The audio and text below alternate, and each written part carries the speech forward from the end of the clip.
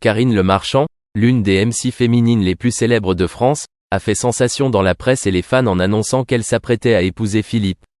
Cette information est rapidement devenue le centre de l'attention des médias, faisant couler beaucoup d'encre dans les discussions et les reportages sur cet événement remarquable. Karine Le Marchand, célèbre pour l'émission L'amour est dans le pré, n'est pas seulement une MC talentueuse mais est également connue pour son charme et son intelligence. Sa carrière a laissé une profonde impression sur le public et sa vie personnelle a toujours reçu une attention particulière. Cependant, Karine garde toujours ses relations amoureuses privées et ne laisse pas sa vie privée être exposée au public. C'est pourquoi, lorsqu'elle a annoncé qu'elle était sur le point d'épouser Philippe, un homme d'affaires à succès, les fans et la presse n'ont pu s'empêcher d'être curieux et de découvrir cette histoire d'amour. Philippe, bien qu'il ne soit pas une personne célèbre comme Karine, est un homme à succès et jouit d'un statut social élevé. Leur relation aurait duré un certain temps avant qu'ils ne décident tous les deux de se marier. Cet événement a non seulement marqué une étape importante dans la vie de Karine, mais a également attiré l'attention du public. La presse a constamment relaté les détails de cette histoire d'amour, de la première rencontre jusqu'au projet de mariage. Beaucoup de gens pensent que l'union entre Karine Le Marchand et Philippe n'était pas seulement une histoire d'amour romantique mais aussi un événement social remarquable. Leur mariage devrait être l'un des événements les plus importants de l'année, avec la participation de nombreuses personnalités célèbres du monde du divertissement et des affaires. La presse n'a cessé de prédire ce grand jour, depuis le lieu du mariage, la liste des invités jusqu'à la robe de mariée que portera Karine. Pendant ce temps, Karine garde toujours une attitude sereine face aux informations qui affluent dans la presse. Elle n'a partagé que quelques petits détails sur le mariage à venir, mais cela a rendu le public et les médias encore plus curieux. Elle a exprimé à plusieurs reprises que, pour elle, le mariage est une chose sacrée et privée et qu'elle souhaite célébrer son grand jour dans l'atmosphère la plus intime et la plus chaleureuse possible. Cependant, la curiosité des médias et des fans ne cesse de croître. Ils ne s'intéressent pas seulement au jour du mariage, mais veulent également en savoir plus sur la vie conjugale de Karine après le mariage. La presse a consacré beaucoup d'encre à analyser cette relation, du point de vue émotionnel jusqu'aux aspects économiques et sociaux. Certains journaux ont même spéculé sur les changements de carrière de Karine après son mariage, si elle poursuivrait son travail dans l'industrie de la télévision et quel serait le rôle de Philippe dans sa nouvelle vie. De plus, la relation entre Karine et Philippe est également devenue un sujet brûlant de discussion sur les forums de réseaux sociaux. Les fans ont continuellement félicité le couple, tandis que d'autres ont continué à discuter de leur avenir. Force est de constater que l'information sur le prochain mariage de Karine Le Marchand a suscité une vague d'intérêt particulière, dépassant le cadre médiatique et se propageant à l'ensemble de la société.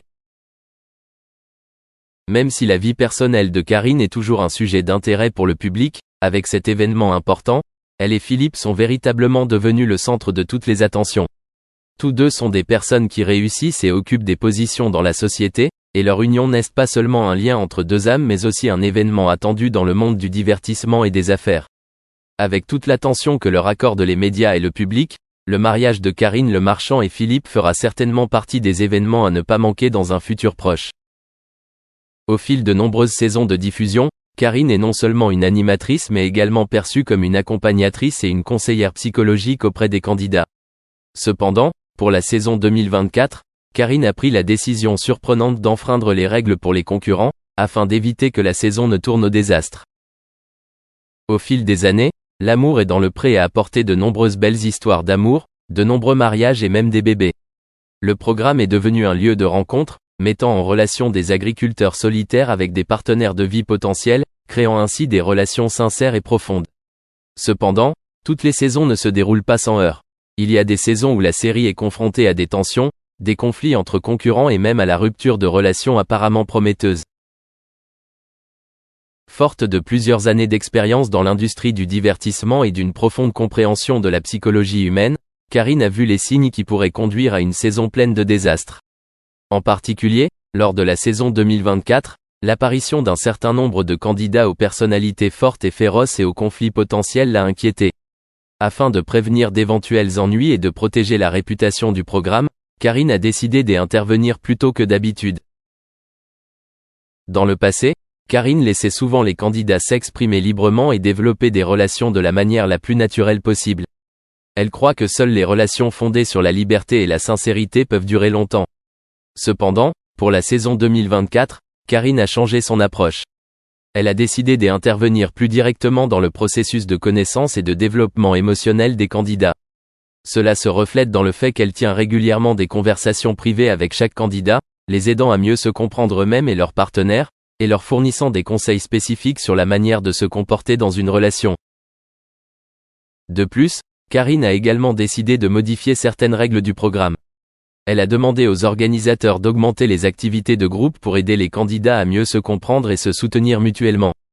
Karine a également encouragé les candidats à participer à des activités de plein air, afin de réduire le stress et de faciliter des conversations ouvertes et franches.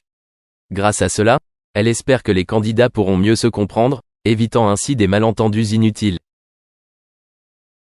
Le non-respect des règles de Karine Le Marchand a surpris et quelque peu inquiété de nombreux fans de la série. Certains pensent qu'une trop grande intervention de Karine pourrait faire perdre le naturel et l'attrait inhérent à l'amour et dans le pré. Karine estime toutefois que ces changements sont nécessaires pour assurer une saison réussie et éviter d'éventuelles catastrophes. La réalité a prouvé que la décision de Karine était la bonne. Grâce à une intervention opportune et à une nouvelle approche, la saison 2024 s'est déroulée bien mieux que les saisons précédentes. Les candidats ont pu se comprendre et se soutenir davantage, construisant ainsi des relations durables et sincères.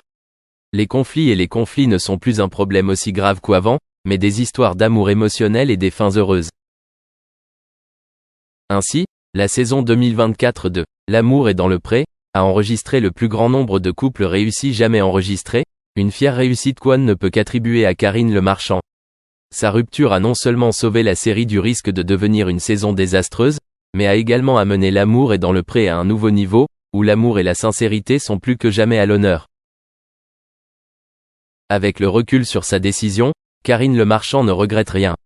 Elle estime que, parfois, pour protéger les valeurs fondamentales, nous devons être prêts à changer et à nous adapter, même si cela peut prêter à controverse.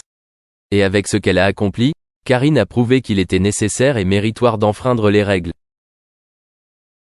Lors de l'entrevue, Karine Le Marchand a avoué franchement avoir accordé une petite faveur particulière à l'une de ses protégées. Ce n'est pas qu'un simple aveu, mais cela montre aussi la sincérité de Karine lorsqu'elle partage les difficultés et les défis auxquels elle est confrontée dans son travail. En interagissant avec les agriculteurs participant au programme, Karine n'est pas simplement une hôte, mais elle devient également une amie et une compagne dans leur quête de l'amour. Elle a révélé qu'au cours de son travail, il y avait des moments où elle se sentait particulièrement attachée à certains participants. Cela a permis à Karine d'accorder une petite faveur à l'une de ses agriculteurs. Même s'il s'agissait d'une violation des règles strictes de la série, cela reflétait également l'humanité dans la façon dont elle abordait son travail. Au lieu de se contenter de suivre mécaniquement les règles, Karine a montré que parfois, les émotions humaines peuvent dépasser les cadres rigides. Dans le cadre du programme, les agriculteurs doivent souvent lire et trier les lettres des personnes qui se soucient d'eux à la maison. Il s'agit d'un processus émotionnel, car ils doivent faire face à une série d'émotions et d'attentes de la part d'étrangers.